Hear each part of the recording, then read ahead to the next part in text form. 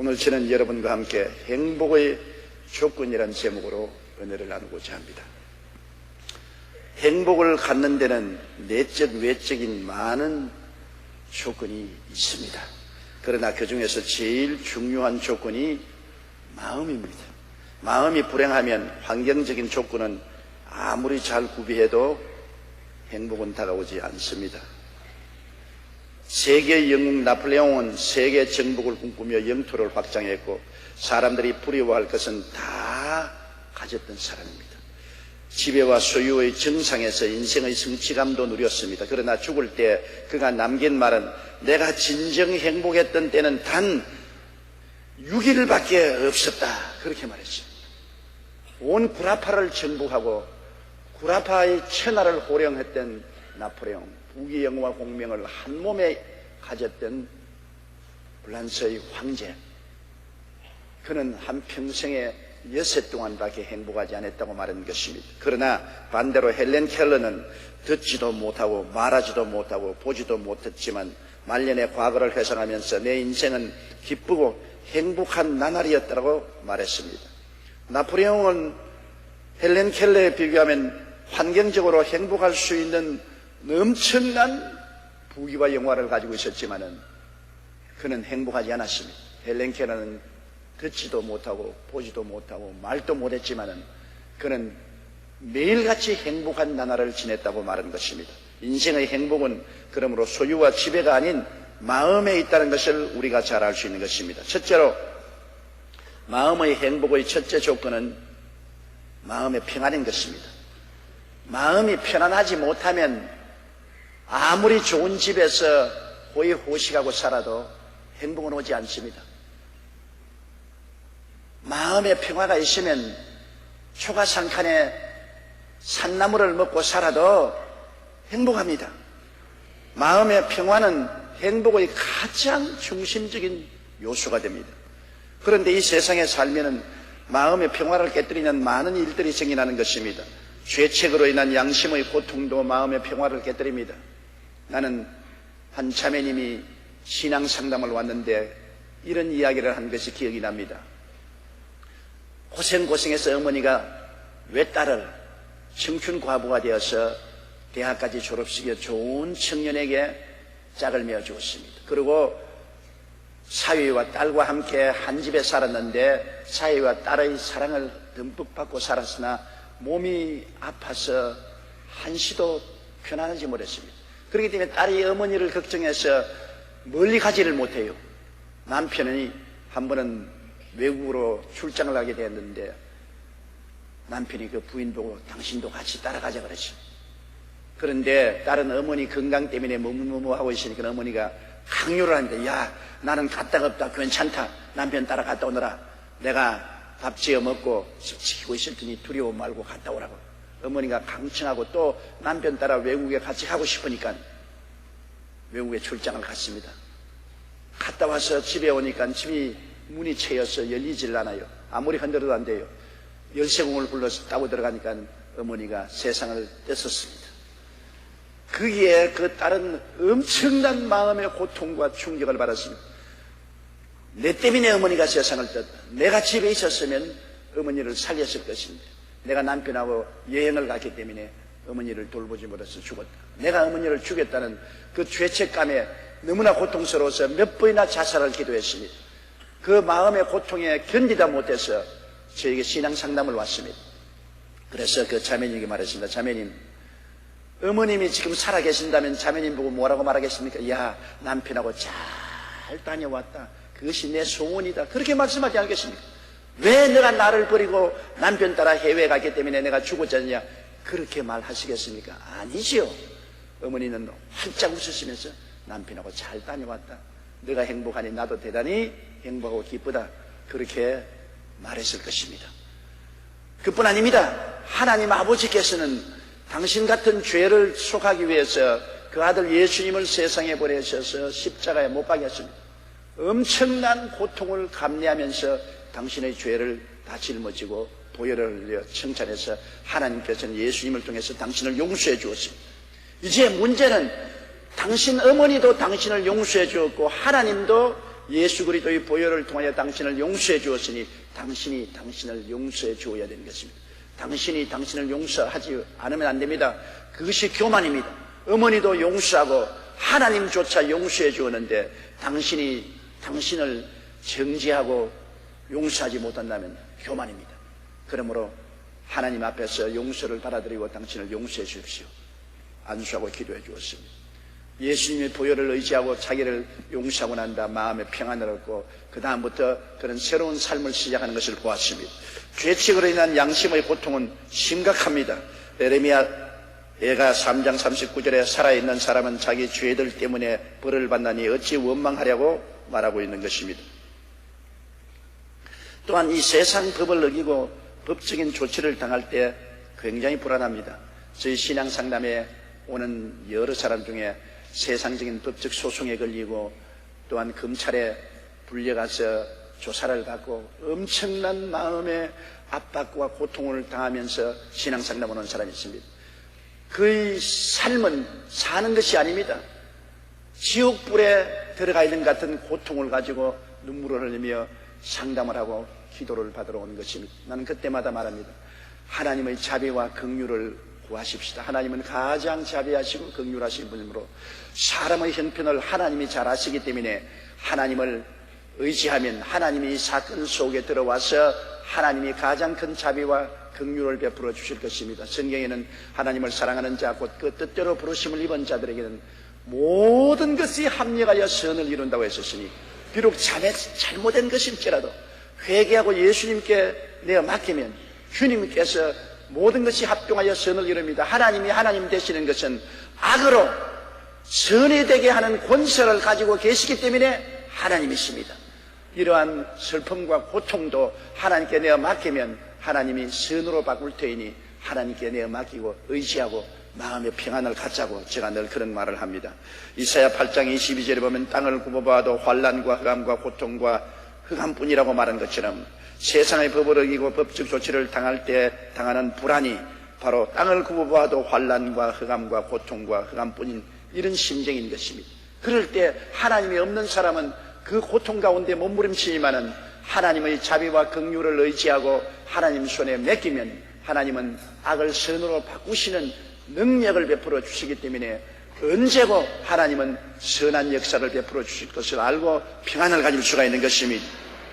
또한 우리를 불안케 하는 것은 대인관계의 갈등인 것입니다. 집안에 남편과 아내가 서로 마음이 맞지 않아 갈등을 느끼면 불안한 것입니다. 부부 싸움을 하고 그날 직장에 나가서 편안하게 일할 남편도 없고 남편과 다투고 집안일이 되지를 않습니다. 부부 갈등은 마음의 불안의 큰 요소인 것입니다. 아무리 환경이 아름다워도 부부간에 갈등이 심하면 큰 불행을 겪게 되는 것입니다. 부모 자식 간의 갈등도 한 가지인 것입니다.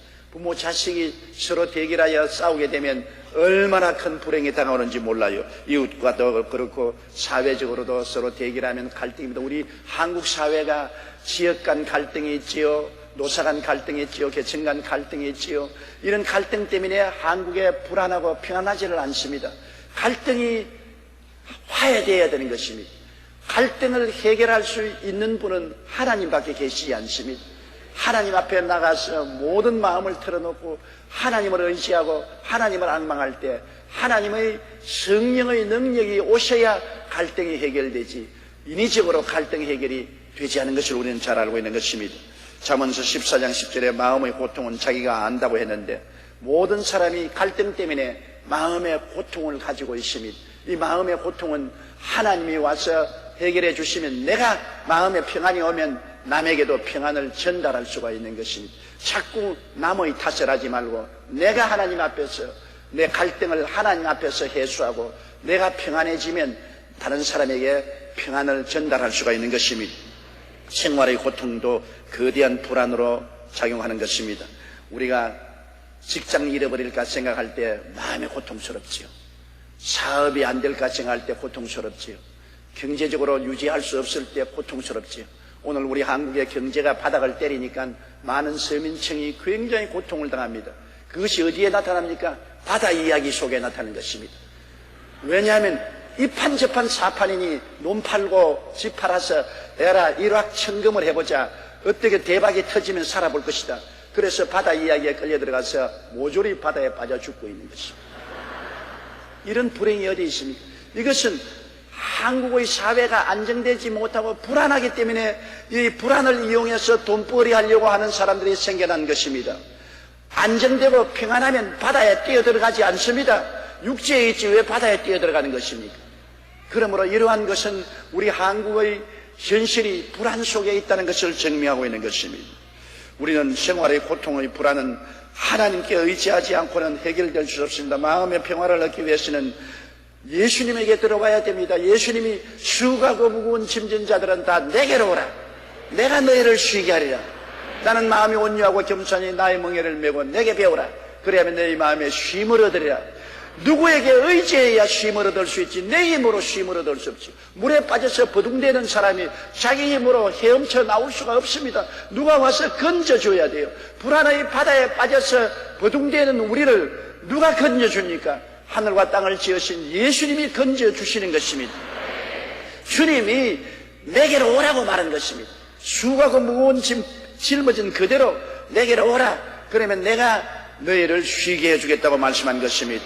여러분, 예수님 안에 있으면 하나님의 품 안에 있게 되는 것입니다. 시편 91편 1절로 6절에 지존자의 은밀한 곳에 거주한다고 했는데, 지존자의 은밀한 곳은 어디입니까? 예수님은 하나님의 은밀한 곳입니다.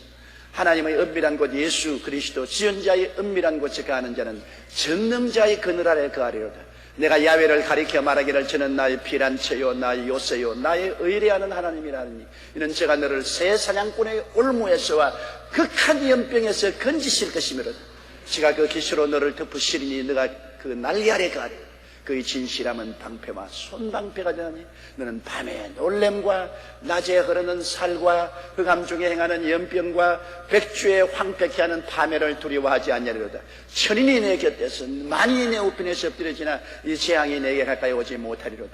얼마나 놀라운 위로의 말씀인 것입니까?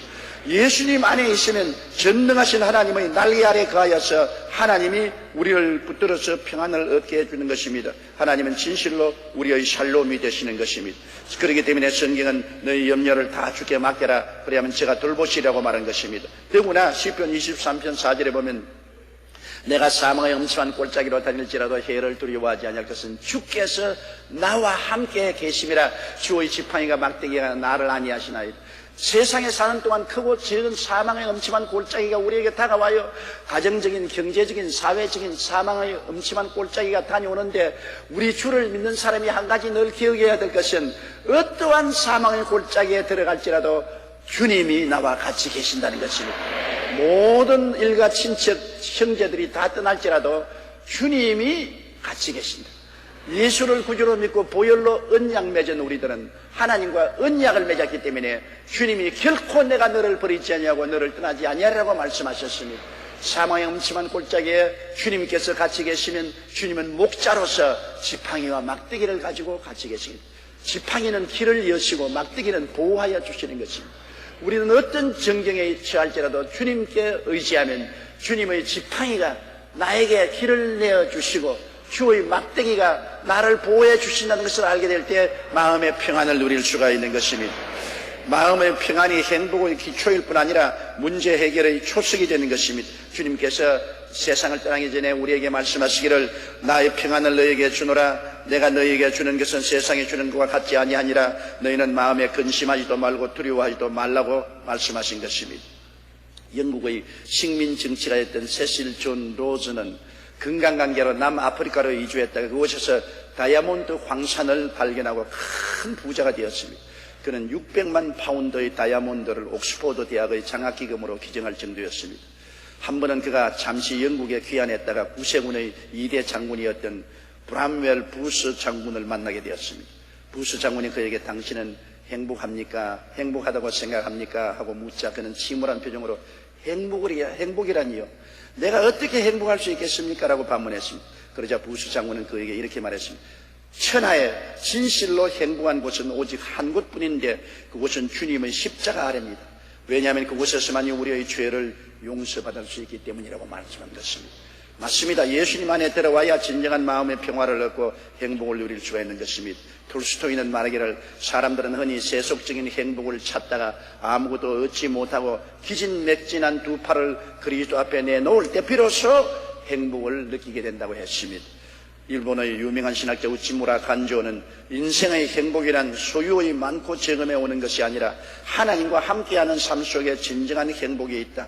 아무리 많은 것을 가졌다 해도 하나님과 동행하지 않은 사람의 생활에는 행복이 없다고 말한 것입니다. 하나님 없이 세상의 부귀 영화 공명이 결코 행복을 갖지 않습니다.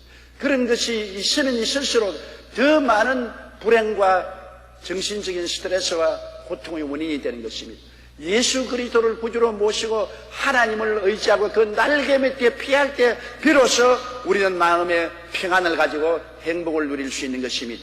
예수님을 믿는 사람, 하나님을 아버지로 섬긴 사람만이 진정코 행복을 발견한 사람인 것입니다. 그 품을 떠나면 어느 곳에 가나 인생은 행복하지 않습니다. 고통과 풍랑은 어느 곳이나 다가오기 때문인 것입니다. 둘째로 우리가 행복하기 위해서는 감사하는 마음을 가져야 되는 것입니다. 마음의 행복을 깨는 중요한 원인 중에 하나가 원망하고 불평하고 삶에 짜증을 내고 탄식하고 하는 이런 것들이 우리에게 큰 불행을 가져오는 것입니다. 우리는 이것이 불행을 가져오는 줄 알면서도 자꾸 원망하고 불평하고 짜증내고 탄식을 하는 것입니다. 왜 그러냐면 자기에게 있는 것보다 없는 것을 바라보기 때문인 것입니다. 우리가 가지고 있는 것을 늘 헤아리면 좋겠는데 우리는 가지고 있는 것은 당연지사로 생각하고 없는 것을 자꾸 헤아립니다. 여러분, 가지고 있는 것을 잃어봐야 행복한 줄 압니다. 머리가 많은 사람 겨울에는 따뜻하고 여름에는 시원하다는 것도 압니까? 나같이 대머리가 되어봐야 합니다. 겨울에는 춥고 여름에는 얼마나 뜨거운지 몰라요. 그래서 머리카락 많은 것 얼마나 감사한지 몰라요. 오늘날 한국의 대머리 시장에 머리카락이 나게 하고 가발 쓰는 비용이 1조 원이라 그럽니다. 1조 원 시장이 이루어진 만큼 불행한 사람이 많습니다. 대머리가 되었어요. 그런데 여러분 오늘 보니까 새카만 머리를 가지고 있습니다. 얼마나 감사해야 될 것입니까? 눈썹이 있는 것 감사하지 않았지요. 눈썹이 없는 사람 말을 들으니까 비가 오면 눈물이 눈에 노박 떨어지기 때문에 눈을 뜰 수가 없다는 것입니다. 눈썹이 없고 난 다음에야 비로소 눈썹이 얼마나 귀중한 것을 알았다. 비가 오면 처마가 되어가 전부 비가 눈썹을 통해서 밖으로 흘러내린다는 것입니다. 말할 수 있는 입이 있고 들을 수 있는 귀가 있고 수족이 있으니 얼마나 우리가 행복한 것입니까? 여러분, 우리가 있는 것을 헤아려야 되는 것입니다. 하나님께서는 있는 자에게는 더 주고 없는 자에게는 있는 것조차 뺏어버리겠다고 말한 것입니다. 그렇기 때문에 항상 있는 것을 헤아려야 됩니다. 시편 42편 5절에 내 영혼아 내가 어찌하여 낙심하며 어찌하여 내 속에서 불안해하는가. 너는 하나님께 소망을 두라. 하나님께 소망을 두고 하나님이 주신 것을 자꾸 헤아려야 되는 것입니다. 자기보다 나은 타인과 자기 삶을 비교를 해서는 안 됩니다. 여러분, 뱁새가 왜 나는 황새가 안 되었냐고, 황새처럼 보폭이 넓게 걸어보겠다고 뱁새가 크게 발을 뻗다가 가랑지가 찢어졌단 말이 있습니다. 그래서 우리가 뱁새가 황새 흉내 내지 마라 그럽니다. 하나님께서 우리에게 주신 그 자체를 받아들여야 되는 것입니다. 내 운명을 안 받아들이면 내가 결코 행복할 수가 없는 것입니다. 왜 나는 미국 사람이 안 되고 한국 사람이 되었냐? 왜 나는 코가 납작하냐? 왜 나는 키가 작으냐? 자꾸 자기를 남하고 비교하면 안 돼요. 주어진 자기의 운명을 받아들여야 되는 것입니다. 나는 한국 사람으로 받아들이고, 코가 납작하면 납작한 대로 받아들이고, 키가 작으면 작은 대로 받아들이고, 그 안에서 감사하며 행복을 추구해야지. 자꾸 남에게 비교해서 나는 왜 남처럼 되지 못했느냐? 그렇게 하면 끝이 없이 불행해지는 것입니다. 시편 37편 8절에 분을 거치고 노를 버리며 불평하지 말라. 오히려 악을 만들 뿐이라고 말한 것입니다. 디모데전서 6장 7절로 8절에 우리가 세상에 아무것도 가지고 온 것이 없으며 또한 아무것도 가지고 가지 못하리니 우리가 먹을 것과 입을 것이 있은즉 족한 줄로 알 것이라고 말한 것입니다. 그러므로 우리 자신 스스로 남과 비교하지 말고 주어지신 운명을 받아들이고 거기에서 최선을 다하는 것입니다. 나는 왜 부잣집 자식으로 태어나지 못했는가? 자꾸 생각해보면 불평만 하겠지 운명이 바뀌지 않습니다. 나는 가난한 집에 태어났으면 근검절약하고 가난한 사람으로서의 최선을 다하고 살면서 꿈을 가지고 하나님께 기도하고 노력해서 나도 부자가 되려고 애를 쓸 따름이지 불평 원망해서는 안 되는 것입니다. 미국의 유명한 상담가 에비 박사에게 15살 난 소녀가 편지를 썼습니다. 나는 불행합니다. 나는 독방도 없고 부모의 간섭은 심하고 나를 믿어주지도 않습니다. 나를 청해주는 남자친구도 없고 좋은 옷도 없습니다. 나의 장래는 암담합니다. 나는 죽고 싶습니다. 그런 편지를 썼습니다. 그런데 이 편지를 신문에 읽은 13세 소녀가 이런 글을 투고했습니다. 요사이 말한 댓글을 남겼습니다. 나는 걷지 못하는 소녀입니다. 사람이 보고 말하고 걷는 것이 얼마나 큰 행복입니까? 당신은 볼 수 있고 들을 수 있고 말할 수 있고 사지가 멀쩡하지 않아요. 그러나 나는 걷지 못하는 불구자입니다. 휠체어에 앉아 있습니다. 비록 걷지 못하지만은 나는 볼 수 있는 눈이 있고 들을 수 있는 귀가 있고 말할 수 있는 입이 있는 것만 해도 너무나 감사합니다. 나는 다리가 없어서 못 걷지만은 충분히 있는 것으로 만족합니다. 그런 댓글을 올렸습니다. 행복은 있는 것을 감사하는 데 있습니다. 다른 사람과 비교하지 않고 자신이 받은 복을 헤아리는 사람만이 감사의 마음을 가질 수 있는 것입니다. 그렇기 때문에 내가 받은 복을 헤아보아라고 찬송가에 말하고 있지 않습니까? 내가 받은 복을 자꾸만 헤아보십시오. 마음에 원망, 불평, 짜증, 탄식이 나올지라도 내가 가지고 있는 것, 받은 것을 감사하고 남에게 비교하지 마십시오. 남은 남의 팔자고 내 팔자는 내 팔자입니다. 내가 남의 팔자 따라갈 수가 없어요. 내 팔자 내 것이니 내 팔자에 만족하고 충실하게 인생을 살아갈 때 행복을 가져올 수가 있는 것입니다. 알랭은 말하기를 남보다 나은 점에서 행복을 구한다면 영원히 행복하지 못할 것이다. 왜냐하면 누구든지 남보다 한두 가지 나은 점이 있어도 전부가 뛰어날 수는 없기 때문이다. 행복이란 남과 비교해서 얻는 것이 아니라 스스로 있는 것을 만족하는 데서 얻는 것이라고 말했습니다. 이 말을 우리가 유의해 볼 가치가 있습니다. 우리가 감사하는 마음을 가지기 위해서는 항상 매일같이 받은 복을 헤아리십시오. 심신의 건강, 가정, 직장, 현실의 삶 등에서 있는 것을 늘 헤아리는 그러한 의지적인 노력이 필요한 것입니다. 시편 103편 2절에 내 영혼아 야훼를 송축하며 그의 모든 은택을 잊지 말라. 하나님이 주신 은택을 기억하고 일일이 헤아려서 하나님께 감사를 드리는 것입니다. 에베소 5장 20절에는 범사에 우리 주 예수 그리스도 이름으로 항상 아버지께 감사를 하라고 말한 것입니다. 그리고 다른 사람을 복되게 하려고 노력해야 감사한 삶을 살 수 있는 것입니다. 자꾸 내 중심으로 나에게 주시옵소서, 내게 주시옵소서 탕잡하게 되는 것이 없습니다. 어찌한지 다른 사람을 행복하게 만들려고 노력해 보십시오. 남편은 아내를 행복하게 하려고 노력해 보십시오. 아내들은 남편을 행복하게 만들려고 노력해 보십시오. 자녀들은 부모를 기쁘게 하려고 노력을 한번 해보십시오. 그런 데서 감사할 일들이 생기고 행복이 찾아오는 것입니다. 내 중심으로 자꾸 생각하면 자꾸 불평과 원망과 탄식과 짜증이 나오지만 내 위치에서 다른 사람을 행복하게 만들기 위해서 노력을 하고 내 관심을 다른 사람에게 기울일 때 나에게 감사할 일이 생기는 것입니다. 성경에는 우는 자와 함께 울고 웃는 자와 함께 웃어라, 즐거워한 자와 함께 즐거워하라고 말한 것입니다. 내 관심을 나에게만 집중하지 말고 다른 사람에게 관심을 기울여야 되는 것입니다. 프랑스 사람들이 뽑은 존경하는 인물 중에 8년 동안 7번이나 1위를 차지했던 사람이 바로 아베 피에르 신부입니다. 그는 빈민구호 공동체인 엠마오 공동체를 창설해서 가난하고 소외된 사람들을 돌보는 데 앞장서고 있습니다. 이 피에르 신부님이 쓴 단순한 기쁨이란 책에 보면 이런 내용이 나옵니다. 한 신사가 자살 직전에 피에르 신부를 찾아왔습니다. 그는 자기의 가정적인 문제, 경제적인 파탄, 사회적인 지위의 실추 등을 들며 자신이 죽을 수밖에 없다는 이유를 자세히 피에르 신부에게 말했습니다. 피에르 신부는 그 이야기를 다 들은 후 고개를 끄덕끄덕하고 충분히 자살할 이유가 됩니다. 일이 그렇게 되었으면 살 수가 없겠지요. 자살을 결심하게 하는 것은 당연하지요. 당신은 자살을 하는 것이 당연합니다. 그러나 죽기 전에 내가 너무 일이 바쁘니까 날 좀 도와주지 않겠어요?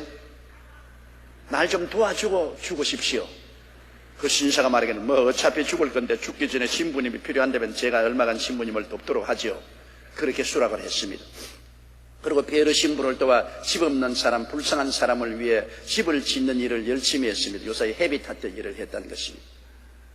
그리고 얼마 후 그는 이렇게 고백했습니다. 만일 신부님께서 내게 돈을 주었든지 내가 살 수 있는 집을 지어줬든지 무언가를 베풀었다면 나는 다시 자살했을 것입니다. 그러나 신부님은 내게 아무것도 주지 않았습니다. 오히려 도움을 요청했습니다. 나는 신부님과 같이 일을 하고 다른 사람들을 섬기면서 내가 살아야 될 이유를 충분히 찾았습니다. 이제 나는 어떻게 사는 것이 행복하는 것을 알게 되었습니다. 남을 돕다가 자기가 죽을 것조차 잊어버리고 마는 것입니다. 비로소 행복이 어디에 있다는 것을 알게 되었다는 것입니다. 베르 신부는 정말 현명한 분이었습니다. 데일 카네기는 행복할 수 있는 방법에 대해서 이렇게 말했습니다. 행복의 유일한 방법은 감사를 바라지 않고 남에게 주는 기쁨을 갖는 데 있다.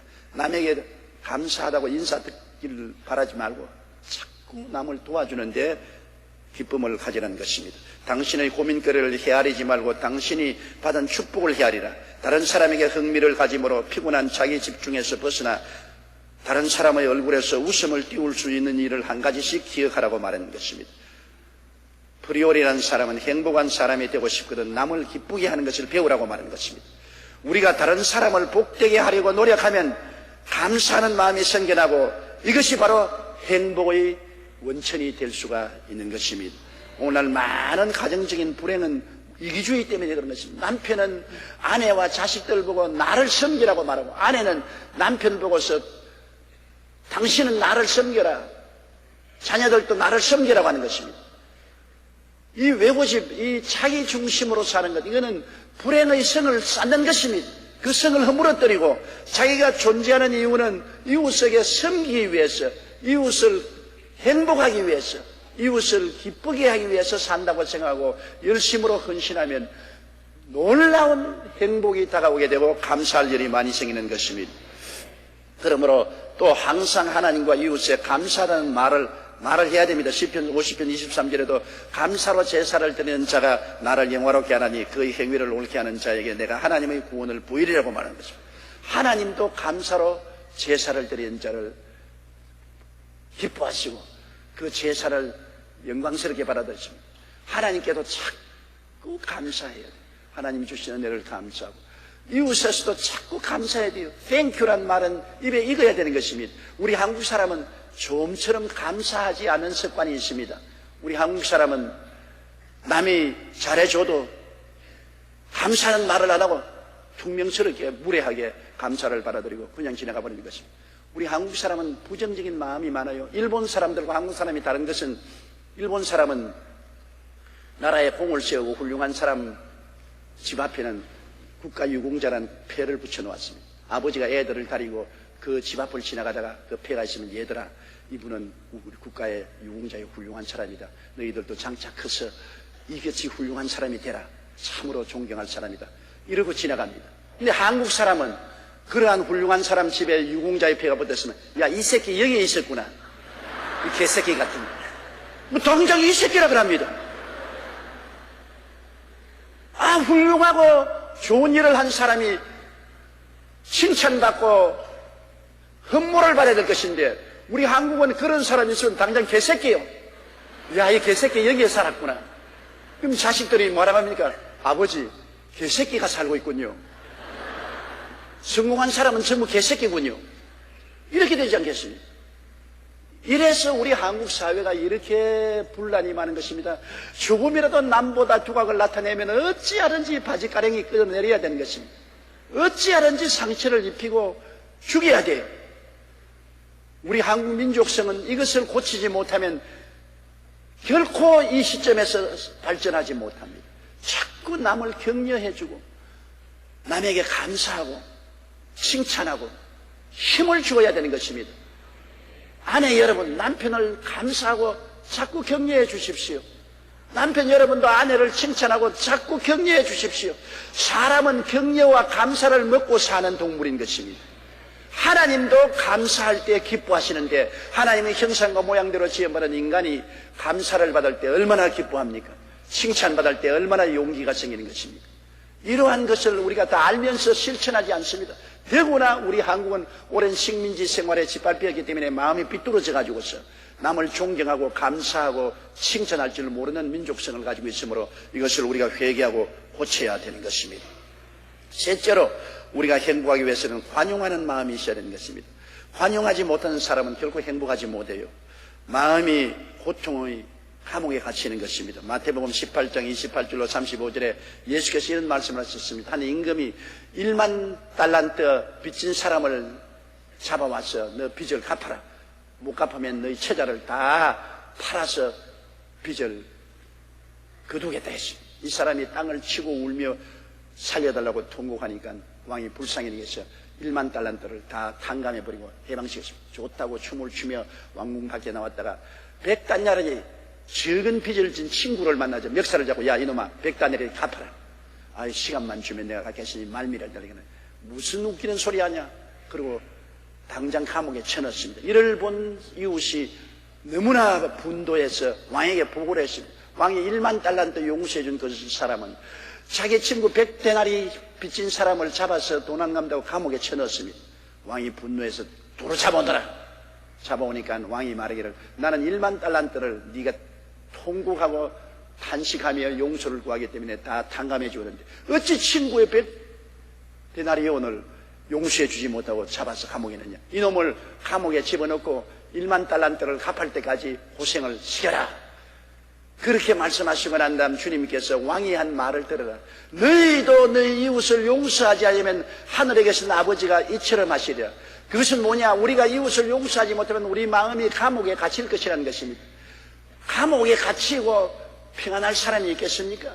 마음이 감옥에 갇혀 있어서 고통을 당하면 행복하지 않지 않아요. 우리 마음이 무언가 감옥에 갇히고 고통스럽고 괴로운 것은 이웃을 용서해 주지 못하기 때문에 하나님께로부터 심판을 받는 것이라고 예수님께서 말씀한 것입니다. 그렇기 때문에 성경에 주님께서는 악을 악으로 갚지 말고 선으로 악을 이기라고 말하는 것입니다. 마태복음 5장 38절로 42절에 또 눈은 눈으로 이는 이로 갚으라 하였다는 것을 너희가 들었으나 나는 너희에게 이르니 악한 자를 대적하지 말라. 누군지 내 오른편 뺨을 치거든 왼뺨을 돌려대며 너를 고발하여 속옷을 가지고자 하는 자에게는 그 눈까지 가지게 하며 또 누구든지 너로 억지로 오리를 가게 하거든 그 사람과 심리를 동행하라고 말한 것입니다. 정말 엄청난 것을 요구하는 것입니다. 그러나 주님은 이렇게 함으로 말미암아 마음에 행복을 가지고 평안을 누릴 수 있다. 관용하는 마음, 용서하는 마음, 너그러운 마음이 있어야 마음의 행복을 가질 수 있지. 이는 이므로 눈은 눈으로 복수를 하고 용서해 주지 못하고 관용하지 못한 마음을 가지면 마음이 감옥에 갇힌 사람이 되어 고통스럽고 행복이 없다는 것입니다. 미국의 토마스 제퍼슨 대통령의 서재에는 이런 글이 적혀 있었습니다. 화가 나면 열을 세라. 남을 죽이고 싶으면 백을 세라. 사람은 감정의 동물이라고 말한 것입니다. 맞습니다. 이처럼 관용하는 마음을 갖기는 참으로 힘이 듭니다. 그렇기 때문에 하나님은 악으로 악을 갚지 말고 선으로서 악을 이기라고 말씀하는 것은 관용하는 마음을 가져야 우리가 스스로 행복하게 되기 때문인 것입니다. 우리는 십자가 밑에 있는 사람들인 것입니다. 내가 십자가 밑에서 한없는 죄를 용서받았으면 남의 죄를 용서해 주어야 될 빚을 지고 있는 것입니다. 여러분 정말입니다. 성경에는 내가 나에게 죄 지은 자를 용서해 준 것 같이 나의 죄를 용서해 달라고 말한 것입니다. 나는 죄를 용서해 줄 빚을 진 사람인 것입니다. 내 개인의 죄가 얼마나 많습니까? 사람들은 자기의 개인의 죄는 다 덮어버리고 남의 죄만 다 덜치워내는데 사실은 하나님 앞에 우리 개인의 죄를 다 덜치워내면 머리털보다 더 많은 죄가 우리를 정죄할 것입니다. 그 많은 죄를 예수님이 십자가에서 몸짓고 피 흘려 우리를 용서하여 주시고 사랑하고 돌봐 주셨는데 그 은혜를 생각하면은 내가 이웃을 용서해야 될 의무가 있고 책임이 있고 빚을 지고 있는 것입니다.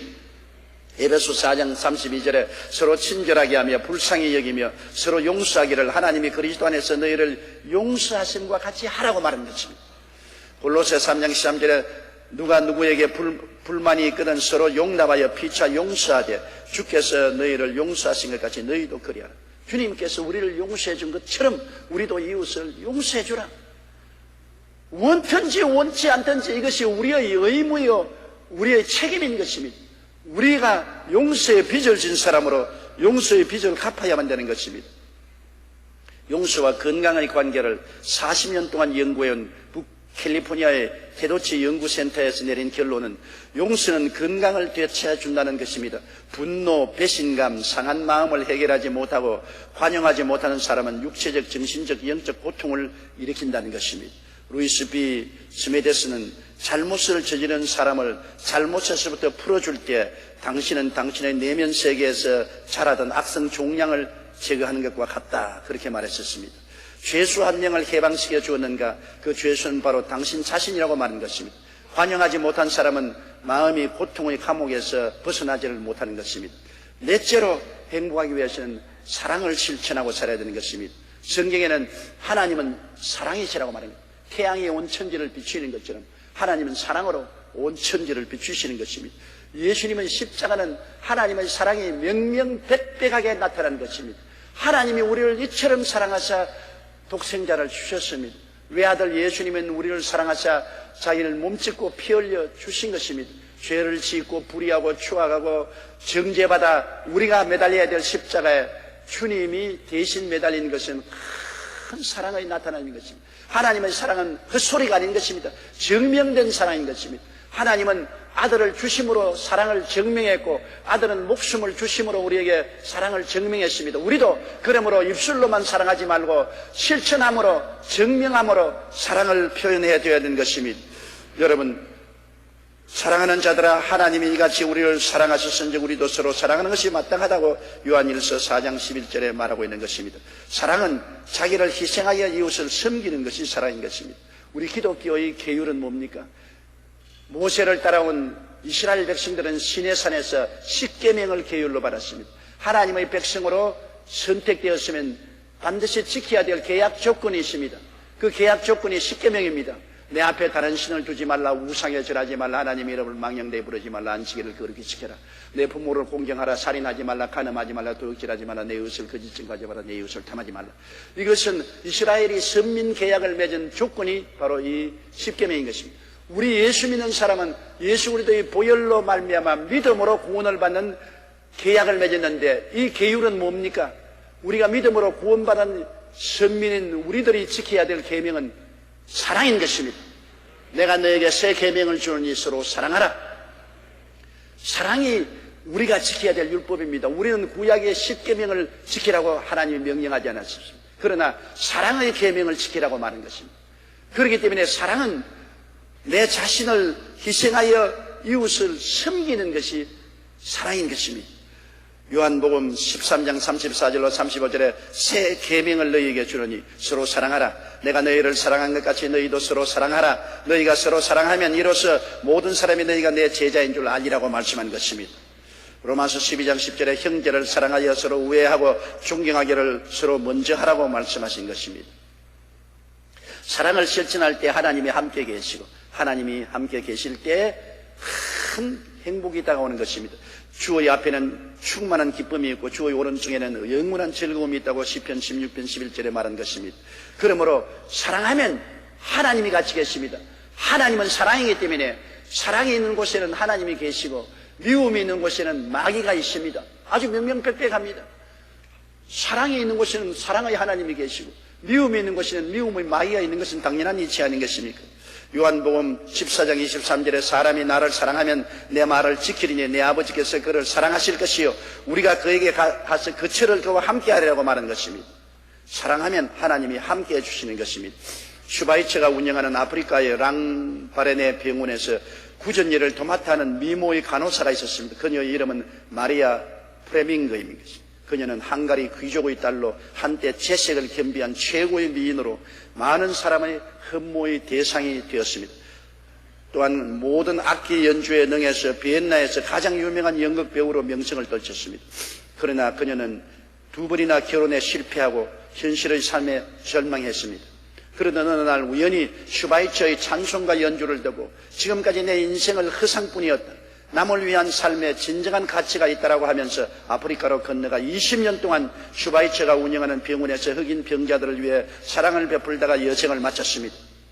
그녀가 운명하기 전에 남긴 마지막 말은 남을 위한 삶이 이렇게 행복한 것을 이라는 이 말을 남기고 세상을 떠났습니다. 다른 사람을 위해 자신을 희생하는 사랑을 실천할 때 우리는 진정한 행복을 느낄 수 있는 것입니다. 교회에 나오면서 그냥 교회 왔다 갔다 하는 게 아니라 교회 와서는 우리 남성교회, 여성교회 소속해서 남을 위해서 시간 내고 몸들이고 물질들여 헌신 봉사한다, 희생한다. 그 사랑 속에 행복이 있는 것입니다. 우리 지역장, 구역장님들이 내 집안일도 바쁜데 무엇 때문에 지역장, 구역장 일을 맡아서 고생하는 거예요. 내가 시간 내고 몸들이고 물질 들여 하나님을 섬기고 희생하고 봉사할 때 그곳에서 행복이 다가오는 것입니다. 내가 남을 위해서 줄 때 내게 행복이 다가오는 것이지, 내가 자꾸 받으려고 할 때는 행복이 다가오지 않고 불행이 다가오는 것입니다. 사랑이란 주는 것입니다. 태양이 자기를 불태워서 온 천지를 비추고 만물을 살리고 예수님이 당신 자신의 생명을 희생해서 만인을 구원하고 살리는 것처럼 우리도 예수 그리스도와 아버지 하나님을 닮아서 우리가 마음으로 생활로 주고 또 주고 나누고 희생적으로 섬기고 봉사하는 삶 속에 진실로 행복이 다가오게 되는 것입니다. 주라 그리하면 돌려줄 것이니 곧 후회되어 눌러 흔들어 넘치게 해서 안겨주라고 말한 것입니다. 사람들은 행복의 조건을 외적인 면에서 찾으려고 합니다. 돈, 지위, 명예, 부귀, 영화, 사치, 자기 과시 등 물론 그것이 행복에 기여하지 않은 것은 아닙니다. 그러나 행복의 집은 내적 조건인 마음의 평화, 감사하는 마음, 이웃을 보듬어 안는 관용, 이웃을 섬기는 희생적인 사랑이 없이는 모래 위에 지은 집이 되어 곧 허물어지고 맙니다. 내적인 행복이 있어야 외적의 행복 조건이 가치가 있게 되는 것입니다. 다 같이 고개 숙여 기도드리겠습니다. 사랑이 많으신 우리 아버지 하나님, 우리는 모두 다 행복을 찾고 있습니다. 모두 다 행복을 사모합니다. 그러나 그 행복이 내 마음에 있다는 것을 깨닫지 못하는 사람이 너무나 많습니다. 아버지여, 행복을 저 산 건너 있다고 하지 말게 하여 주시옵소서. 산 넘어가면 또 저 산 넘어가야 행복이 있다고 말합니다. 행복은 우리 마음에 있다는 것을 알게 하여 주시옵소서. 마음에 예수 그리스도를 구주로 모시고 하나님을 아버지로 섬기면서 마음속에 평화를 얻고 감사하는 마음, 이웃을 보듬어 안는 관용, 이웃을 섬기는 희생적인 사랑이 있으면 그 마음속에 행복이 깃든다는 것을 알게 하여 주시옵소서. 이런 일이 이루어지도록 노력하는 우리들이 되게 도와주시옵소서. 예수님 이름으로 기도드리옵나이다. 아멘.